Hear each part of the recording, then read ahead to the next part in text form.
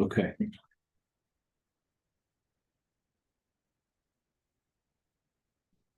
All right. Thank you for everybody for joining. Go ahead and type any comments or questions as we get started here for AZD, for me, for IMC Nation. What's the movement? What's going on?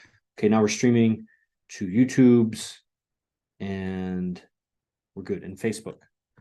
Okay, I think we're ready to start. Oh yeah, Master Myself is on.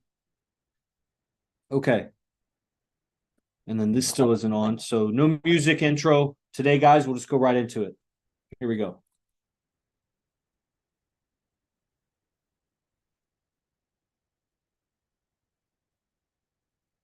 Welcome, everybody, to Enlightened Masculinity Podcast. I'm your host, Yogi Chris, PhD, founder of Ninth Limb Yoga, and one of two captains of IMC Nation, the highest rank under the founder, streaming to you here from IMC Base 1 in Campbell, California, next to San Jose, basically San Jose, and where I live with AZD, the founder of IMC Nation, and I run this movement for the most part. I'm one of the main, if not the main mover of it.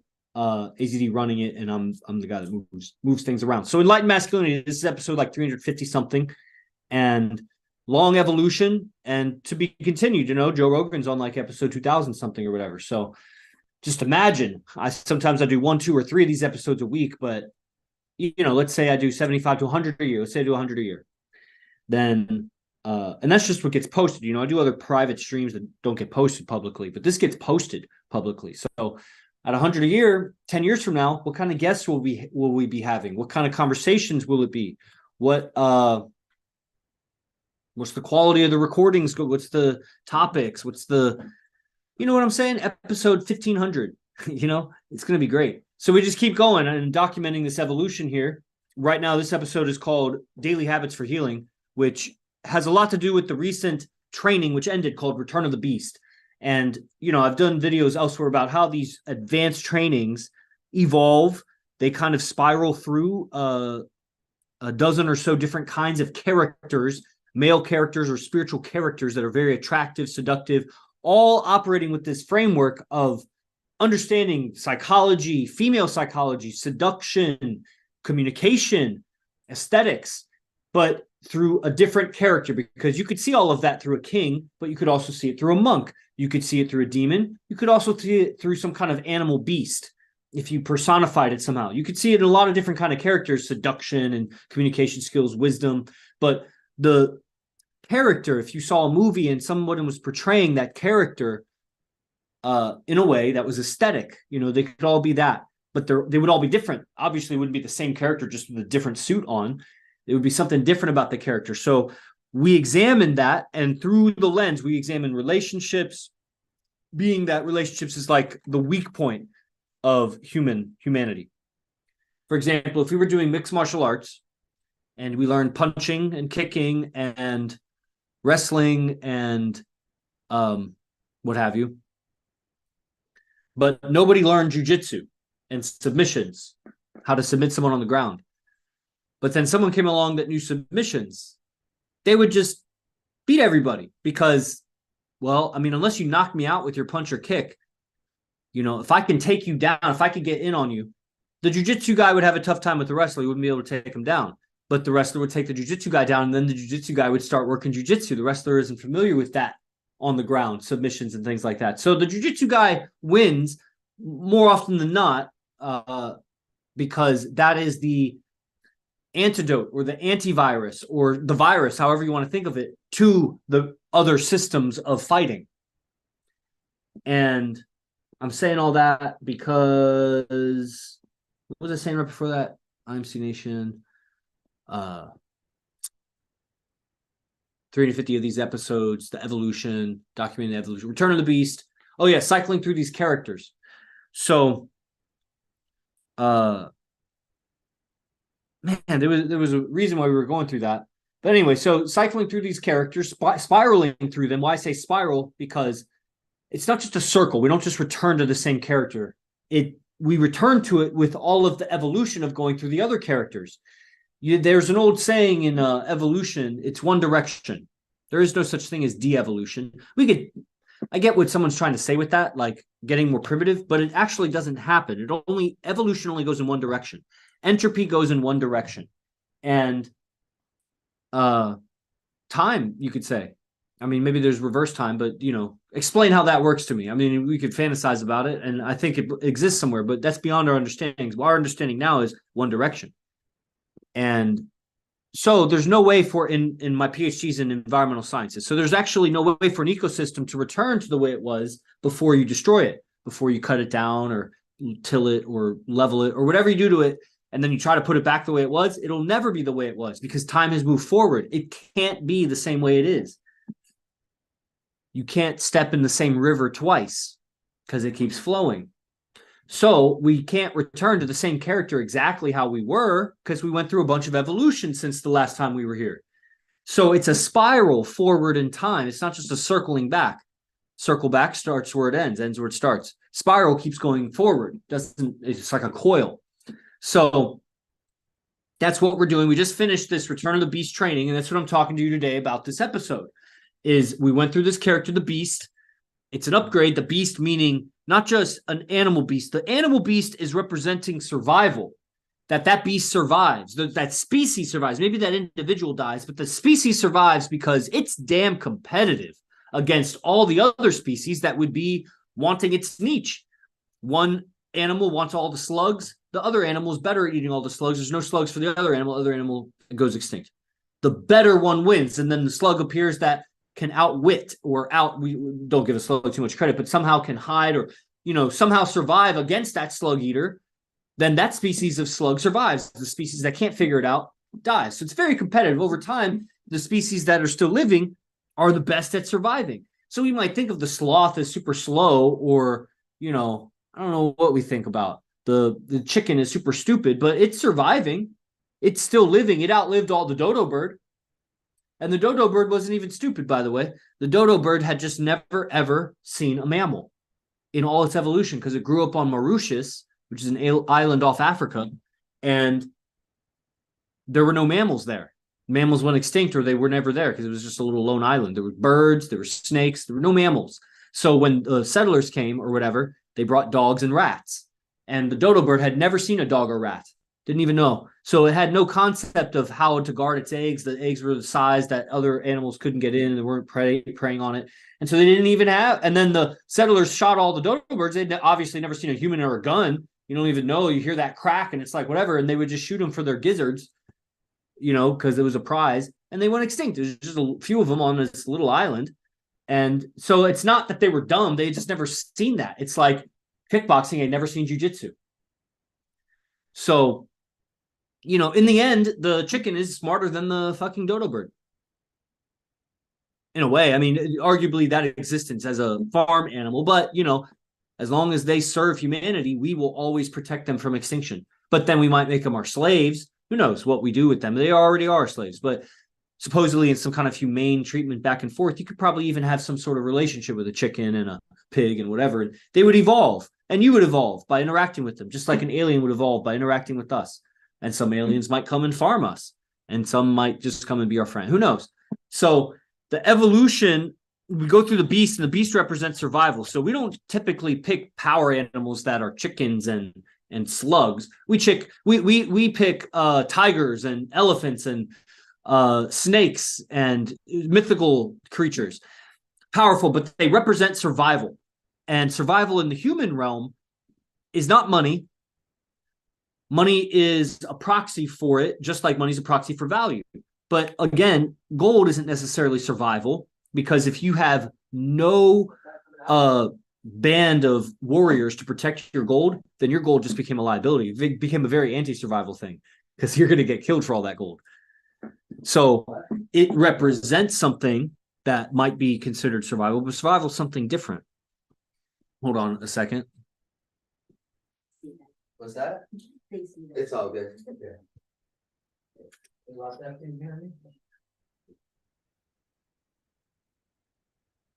Okay, so survival in the human world isn't going to be money. It's not going to be your muscles. I think Elon Musk survives a lot better than guys that have muscles, but he also has a lot of money. I would say that there may be certain individuals free of public opinion, free of scrutiny, free to, let's say, okay, so Elon Musk, puffs a joint on Joe Rogan. He doesn't even inhale. It's a terrible hit, but he puts the joint to his mouth and like there's whatever smoke comes out of his mouth, but he doesn't inhale it. So SpaceX has federal contracts. He has to get random drug tested for a year, and then his whole company has to get everybody has to get random drug tested for a year. Everybody has to go through that because he isn't free to smoke a joint. So, in some respects, a lot of individuals have more freedom than Elon Musk on that. Now, he takes it on the chin. He's not like complaining about it or whatever, but that's just an example. He's obviously surviving extremely well. But, and I don't know, what do I know about the guy? But all I know about is more people that are closer to home, and how people survive is ultimately going to be experienced internally, how they're surviving. That's why we would respect the monk or the philosopher or the warrior who could get by simply, doesn't need much, seems to be surviving very, very well. Or the man who's very well respected and other men align with, so that he may not have much money, but he has friends that have money if he really needed it. And so money is survival, but really the friendship is survival. Because if that man has all the money and I have all the friends, I'll go take his money. So the money wasn't survival. It was the manpower. But then not all men are equal. No men are equal. So some men, they're capable of producing much more. They lead much more men. They lead more resource. They lead more. And then, they lead stronger, better. So there's quality. There's a hierarchy here. Who are you associated with? That's why a girl's attracted to a guy with a tribe, because a guy with a tribe or a pack, even if it's 2 or 3 is better, 4 is even better. The more, the better, because that's a lot of survival that comes with that. It's a lot of backup that comes with her man. And then, of course, it's quality. So it's not just quantity. Give me 10 friends that are super loyal. You take 100 friends that are not loyal. So it's quality. But these things, that's why it's not so easy to measure. Everybody wants to be all easy with it and measure it with the dollars because that's so tangible. Well, how many dollars do you have? How many dollars do you have? What's your net worth? What's your net worth? But it's actually not that. So you're just masturbating with numbers.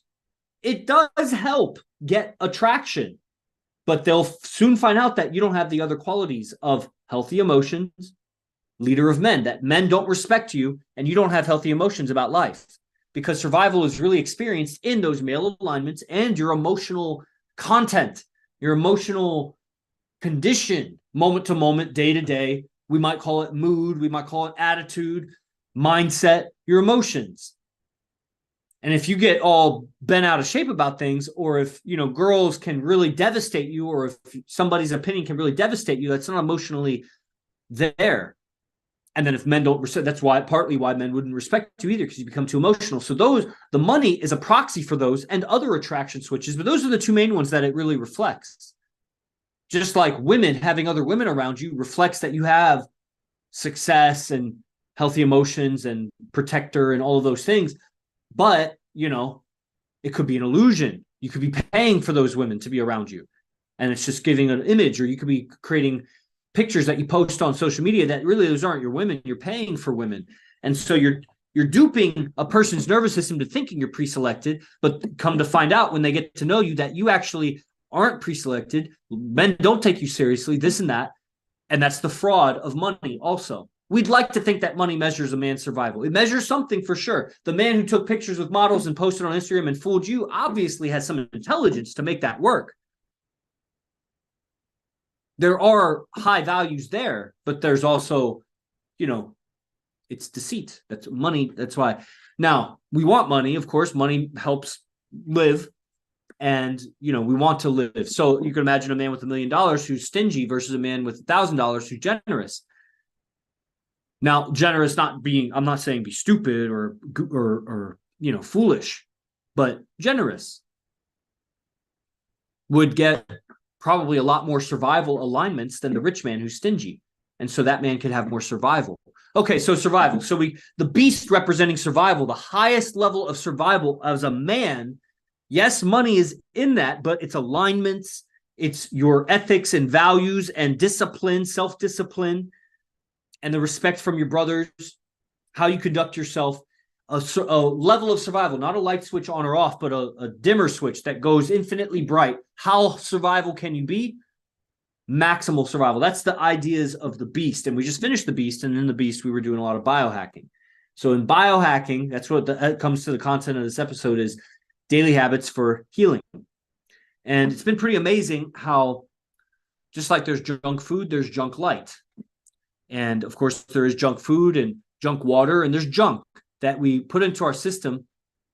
We consume so much over time that there may be negative elements in what we eat or what we drink or what we see or what's around us in our screens or light bulbs or whatever that are not contributing to our well-being. And over time, it accumulates because we actually accumulate a lot of screen time every day and a lot of screen time at night with the TVs and everything. So there's a lot of junk light, and we accumulate a lot of what's in the fish we eat that they accumulated that was in the oceans because we kept dumping. And it's like, well, the ocean's so big. Yeah, but we've been dumping for a long time. It accumulates. So certain things accumulate like mercury, whatever. And so it affects the system in so many complex ways. We got the hormones, we got the breathing and oxygen distribution, of course, tension. Like tension accumulates. I was watching a lady walk at the park, and I'm a yoga teacher, a yogi, been practicing for a while. And so I clearly see skeletons, and I see the stiffness. There's just no mobility in her upper spine. She walks so stiff. She's a thin Oriental woman, but it's like, man, I can just see the years of desk work in your spine. You've accumulated it. So bringing out the optimal survival of the beast, your beast, the beast representing survival in you. How do you survive? It's been amazing, researching these references that are given and that we mastermind around on the advanced trainings has been very healing. I'd be very interested to hear if anybody else has noticed any effects, because we got guys on Zoom that are also, we're part of that training. It just ended, and the next training starts in 2 days. In 2 days, we'll be in Los Angeles with AZD. We take a road trip from San Jose. Aaron Luna, who's doing residency here, he's in one of our bases. I'm streaming to you from base 1. At base 5, which is in Phoenix, is where Aaron Luna's from. So he came here to live and become an officer and really help lead that base and create more bases.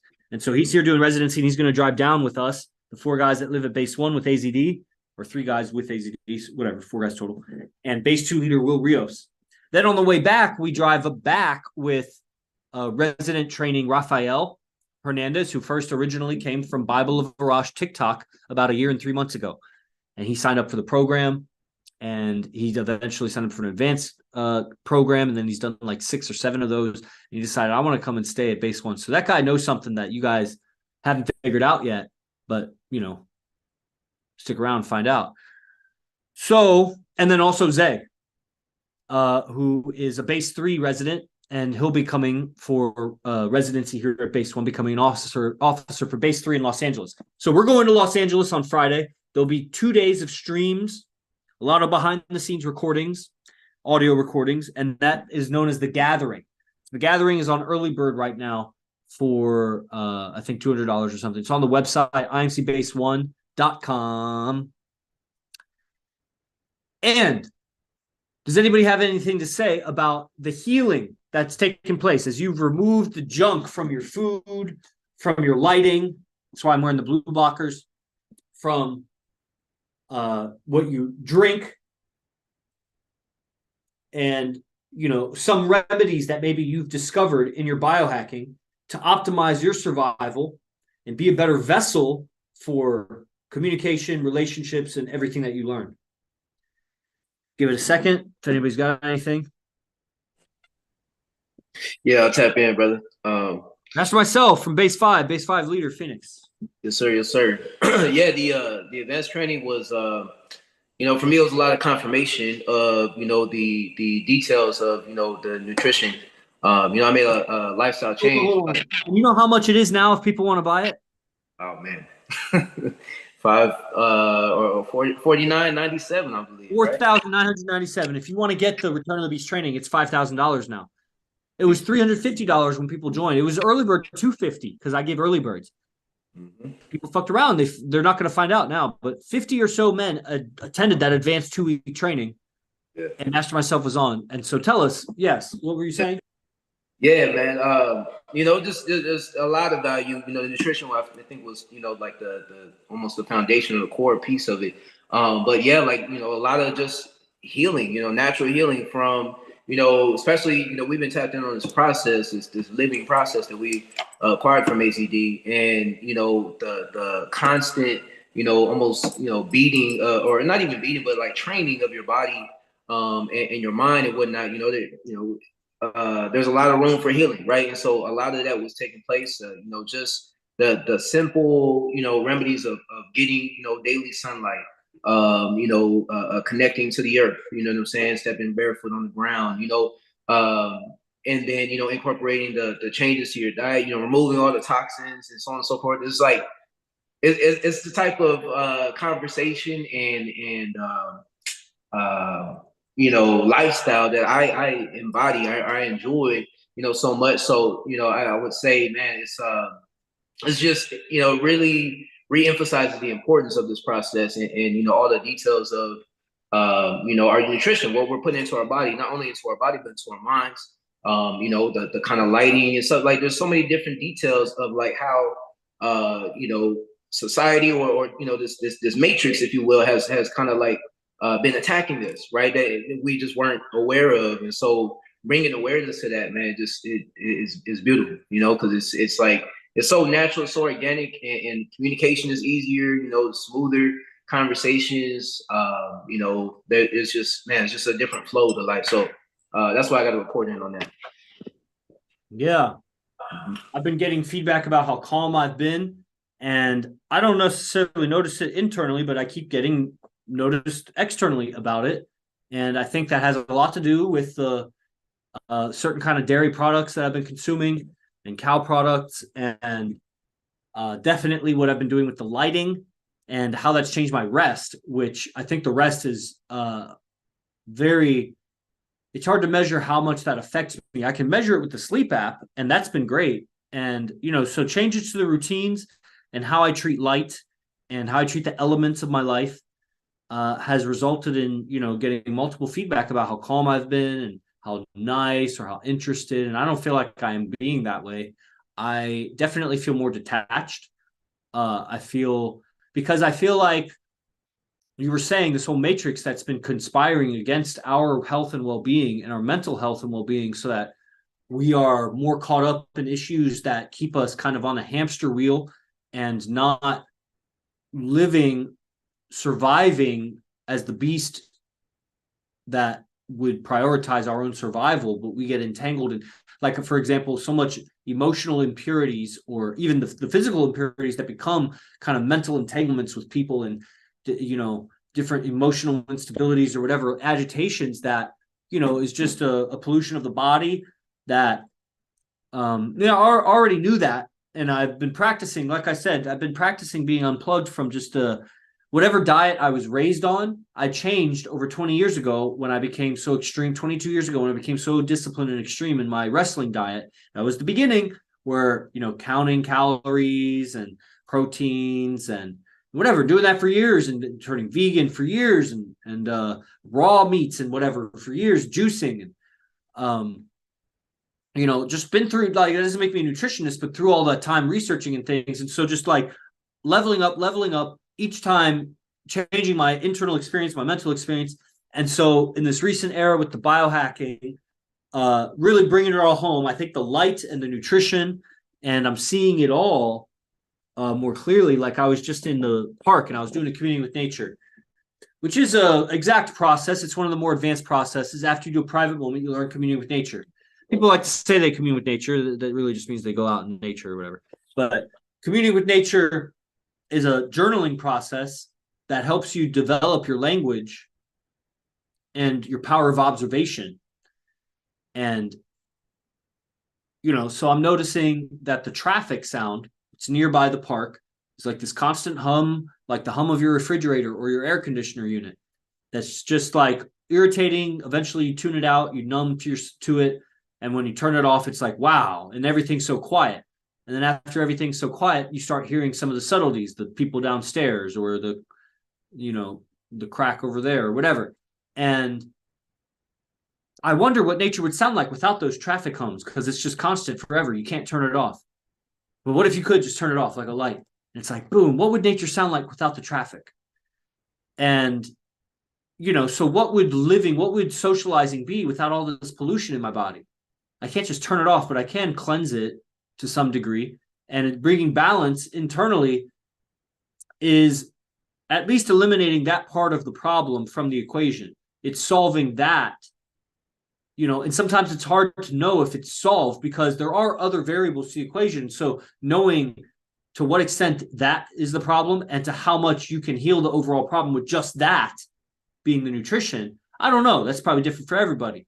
And so we learn the skills of socializing and, all these different cleansing. I think the biohacking really creates at the highest level, because biohacking is ongoing art and science. It's the artistic application of the science of the body and everything. And to deeper and deeper levels, as we become more aware, like there's a system in the body. It's its own separate system that washes the brain at night when you sleep in deep sleep. And it just washes the brain. It floods the brain and cleans it out.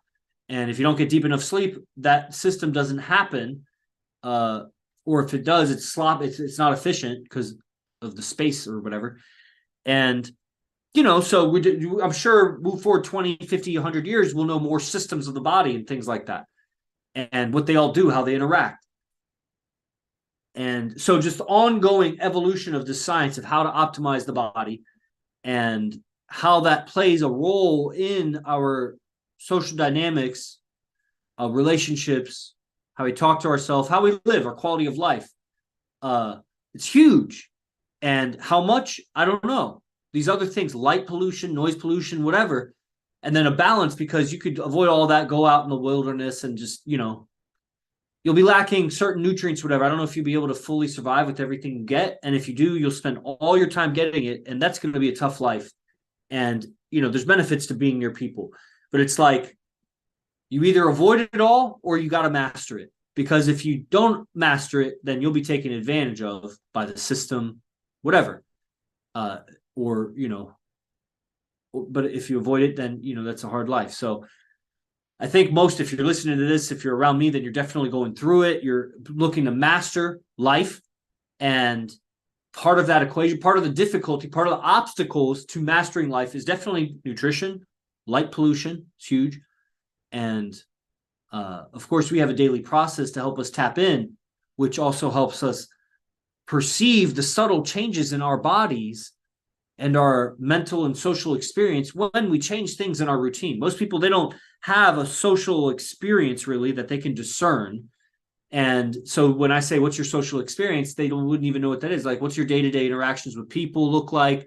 How is that? And how many of those are friends versus employees versus coworkers versus bosses versus, voluntary interactions versus like required interactions? And what's the flavor of those? How do those go? And what's your quality of your interaction with your parents and with your woman? And so those things, and how to measure how changes in lifestyle changes those experiences. And so we have a process already for tapping into that. So when we come across biohacking, we assimilate it in a way that's really enhancing the social experience that, we're actually getting better at social experience. And most people, 99.9% of people are getting worse in their social experience. And that's just amazing to see, It's like we're all cheetahs and we in IMC Nation are getting faster and faster and faster, and everybody else is getting slower. And it's just like everywhere. Every cheetah is getting slower and we keep getting faster. Pretty soon we're just going to be a different species. I think we already are. Although it's possible for people to convert. They can become a slow cheetah, becoming a fat leopard, to joining us as, these mythological cheetahs that jump dimensions and run at the speed of light. And time slows down when we run, like the speed force. Yes, sir. Biohacking. Okay, everybody. Thank you for attending this episode of Enlightened Masculinity. And let's see if there's any comments. If you guys have any comments on Zoom, let me check the group chat here. No. People on this YouTube silent. Y'all watching? All right. Thank you, everybody, for attending Enlightened Masculinity. If you're watching the recording, like, share, review, leave a review, and follow. And, of course, with the links, sign up. If you're a guy, sign up for our – it's no longer called Alpha Academy. We need to change those links. It's called AZD's Mastermind University, $97 a month. We meet every day, and there's a lot of dialogue, a lot of mastermind around situations that high-level men that have their shit together, their business together, their lives together. It takes a lot to live with other guys and as adults.